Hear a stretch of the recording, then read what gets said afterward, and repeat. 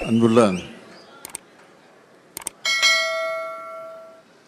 இந்த இனிய நிகழ்ச்சிக்கு வரவேற்பு இருக்கக்கூடிய காஞ்சிபுரம் வடக்கு மாவட்ட கழகத்தினுடைய செயலாளர் முன்னாள் அமைச்சர் தாமு அன்பரசன் அவர்களே, இந்த நிகழ்ச்சியில் பங்கேற்றிருக்கக்கூடிய கழக பொருளாளர் நாடாளுமன்ற உறுப்பினர் டி.ஆர். பாலு அவர்களே, முதன்மை செயலாளர் கே. நேரு அவர்களே, எதிர்க்கட்சி தலைவர் தம்பி உதயநிதி அவர்களே, கழக அமைப்பு செயலாளர் R.S. பாரதி அவர்களே, கழகத்திலே தன்னை இணைத்துக் கொண்டு இங்கு உங்களிடத்திலே உரையாற்றி அமர்ந்திருக்கக்கூடிய அருமை சகோதரர் கஜா என்கிற கஜேந்திரன் அவர்களே,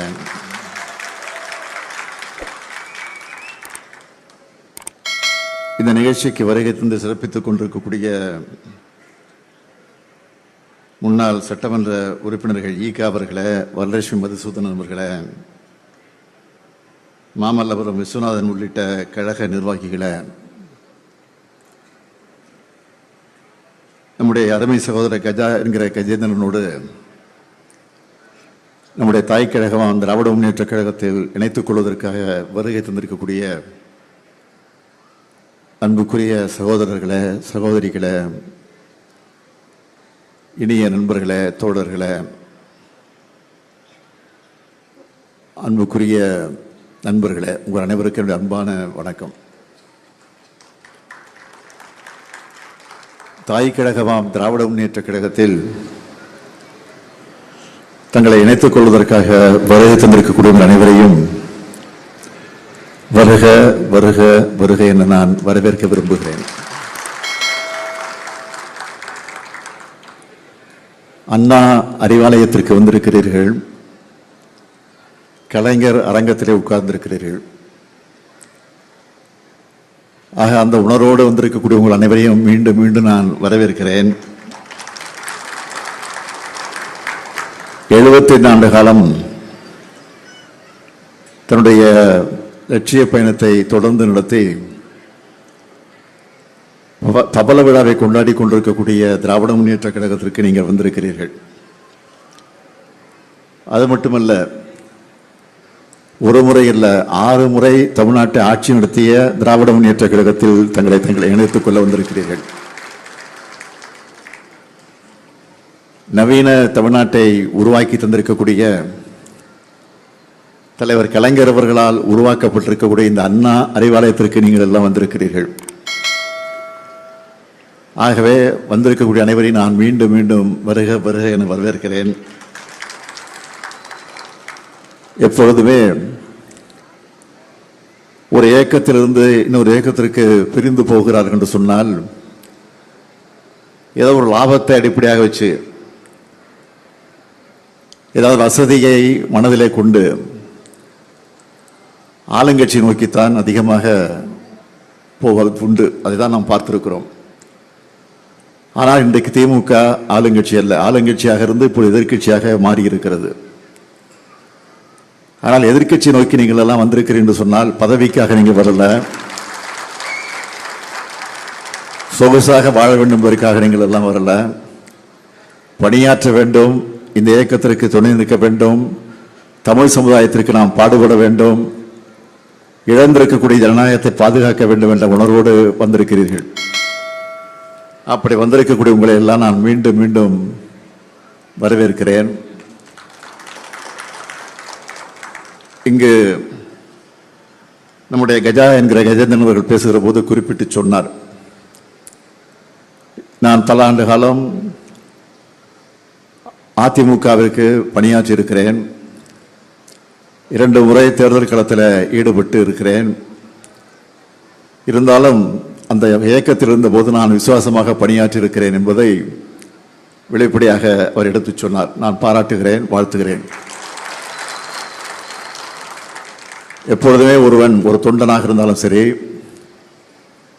ஒரு செயல் வீரனாக இருந்தாலும் சரி, ஒரு தலகர்த்தராக இருந்தாலும் சரி, தளபதியாக இருந்தாலும் சரி, தலைவராக இருந்தாலும் தான் கொண்டிருக்கக்கூடிய லட்சியத்திற்கு கட்சிக்கு விசுவாசமாக இருந்திட வேண்டும். ஆகவே நிச்சயமாக திமுக இணைந்திருக்கக்கூடிய கஜேந்திரன் அவர்கள் நிச்சயமாக திமுகவுக்கு விசுவாசமாக இருந்து பணியாற்ற இருக்கிறார் என்பதை இதன் மூலமாக அறிந்து கொண்டிருக்க அவர் மட்டுமல்ல, வந்திருக்கக்கூடிய நீங்களும் அப்படித்தான் இருக்க போகிறீர்கள். திமுக வரலாறு என்பது 1949 தொடங்கி அதற்கு பிறகு 52 சட்டமன்ற தேர்தலில் போட்டியிடவில்லை இல்லை என்று சொன்னாலும் 57ஆம் ஆண்டு நடைபெற்ற தேர்தலில் நாம் போட்டியிட்டு 15 இடங்களில் வெற்றி பெற்றோம். அதற்கு பிறகு 62 தேர்தல் களத்தில் ஈடுபட்டு நாம் எதிர்க்கட்சி வரிசையில் இடம் வரக்கூடிய அளவிற்கு 50 இடங்களில் அன்றைக்கு வெற்றி பெற்றோம். அதற்கு பின்னால் 67 அண்ணா தலைமையில் ஆட்சி பொறுப்பேற்றோம். அண்ணா மறைவுக்கு பிறகு கலைஞர் அவர்கள் அந்த பொறுப்பை ஏற்றுக்கொண்டு பணியாற்றினார். அதற்கு பிறகு 71 நடைபெற்ற தேர்தலில் வெற்றி பெற்றோம். 71 வெற்றி பெற்று ஆட்சி பொறுப்பிருந்த நேரத்திலே தான் இந்தியாவில் நெருக்கடி நிலை அமல்படுத்தப்பட்டது. 75ஆம் ஆண்டு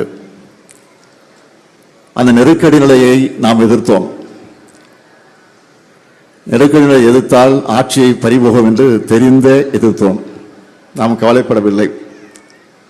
கலைஞர் அவர்கள் அதை பற்றி கொஞ்சம் கூட கவலைப்படாமல் ஆட்சி நமக்கு முக்கியமல்ல, ஜனநாயகம் தான் நமக்கு முக்கியம் என்று கருதி அந்த நெருக்கடி நிலையை எதிர்த்து சென்னை கடற்கரையில் லட்சக்கணக்கான மக்களை ஒன்று திரட்டி தீர்மானம் போட்டு அன்றைக்கு நிறைவேற்றினார்கள். நெருக்கடி நிலையை ரத்து செய்யுங்கள், கைது செய்து சிறையில் வைத்திருக்கக்கூடிய தலைவர்களை எல்லாம் உடனடியாக விடுதலை செய்யுங்கள் என்ற தீர்மானம் போட்டோம். அந்த தீர்மானம் போட்ட காரணத்தால் 76ஆம் ஆண்டு நம்முடைய ஆட்சி கலைக்கப்பட்டது. அதற்கு பிறகு 13 ஆண்டு காலம் நாம் ஆட்சி பொறுப்புக்கு வர முடியல என்ற ஒரு பிரச்சாரத்தை நடத்தி அதற்காக நம்முடைய ஆட்சியை கலைத்தார்கள். அதற்கு பிறகு 96 நாம் ஆட்சிக்கு வந்தோம். அதற்கு பிறகு 2006ஆம் ஆண்டு ஆட்சிக்கு 2001 நடந்த தேர்தலில் தோற்றோம். 2006 ஆட்சிக்கு வந்தோம். 2011 தோற்றோம். அதற்கு பிறகு 2021 ஆட்சிக்கு வந்தோம்.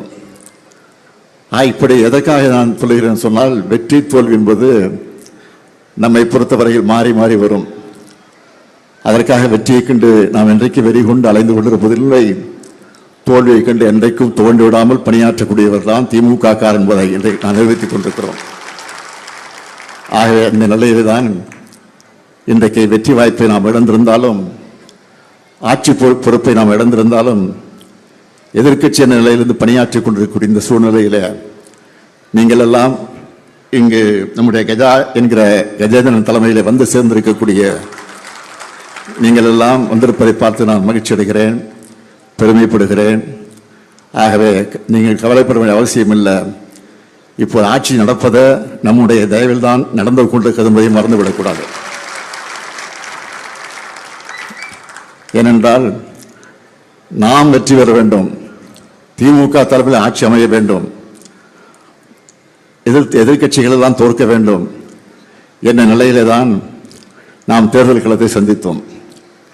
ஆக நம்முடைய கூட்டணியில் இருந்த கட்சிகளுடைய தயவோடு தான் இன்றைக்கு இந்த ஆட்சி நடந்து கொண்டிருக்கிறது. ஆக திமுக ஆட்சிக்கு வர வேண்டும் என்று கருதி நம்மோட கூட்டணியில் இருந்த கட்சிகளின் தயவிலே தான் இன்றைக்கு திமுக நடந்து கொண்டிருக்கிறது. அந்த கட்சியினுடைய தலைவர்களே, அந்த கூட்டணி கட்சியில் இருக்கக்கூடிய தலைவர்கள் பல இடங்களில் குறிப்பிட்டு சொல்லி இருக்கிறார்கள். நாங்கள் வருகிற போது எங்கள் கூட்டணி கட்சியினுடைய தலைவர் திமுக தலைவர் மு.க. ஸ்டாலினிடத்தில் சொல்லிவிட்டு தான் வந்திருக்கிறோம் சொன்னார்கள்.